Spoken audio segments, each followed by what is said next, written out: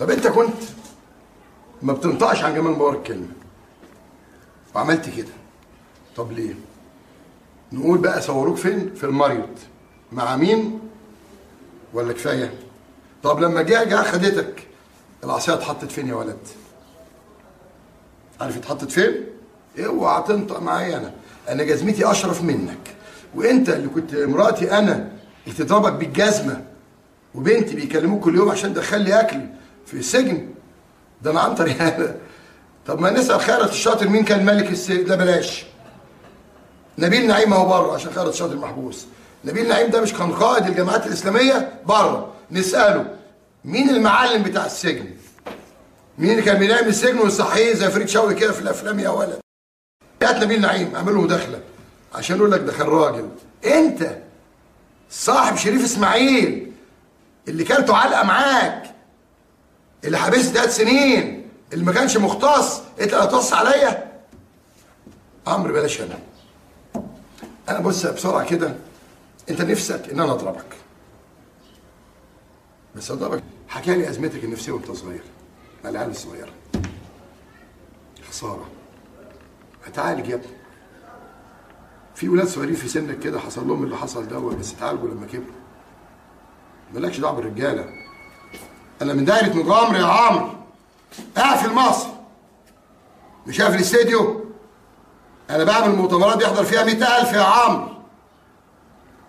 واللي انت شتمته ده يا كذاب يا كذاب، ها؟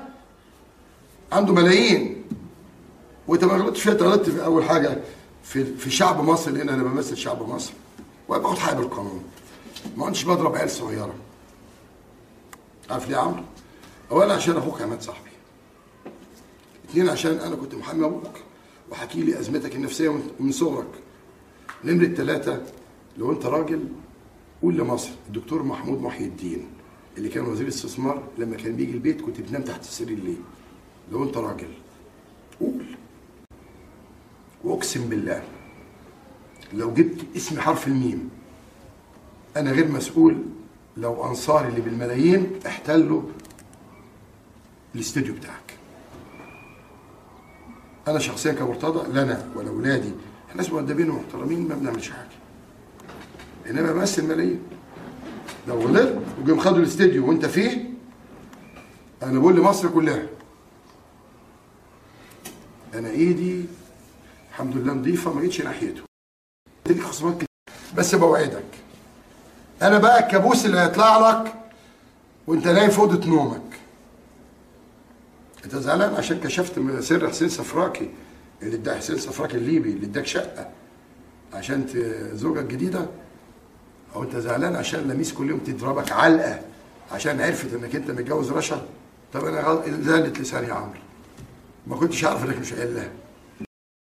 انت بتقول ان انا بقى بعمل ادخل اسم احمد الزند صحيح والمستشار الزند ومشير. لا انت بعد مداخله الرئيس السيسي معاك انت اللي متفرعن. انت متفرعن عشان رئيس الجمهوريه عمل لك مداخله وده كان خطا. انت اللي متفرعن من يومها. وبعدين ما تقول لي لازم تاخد كام في الشهر. وامبارح اسأت لي انا شخصيا بقول لك الله يسامحك. الله يسامحك يا عمرو. شعب مصر بقول لك اهو. انا بقول لك يا عمرو الله يسامحك يا ابني وحسبي الله ونعم الوكيل. شكرا.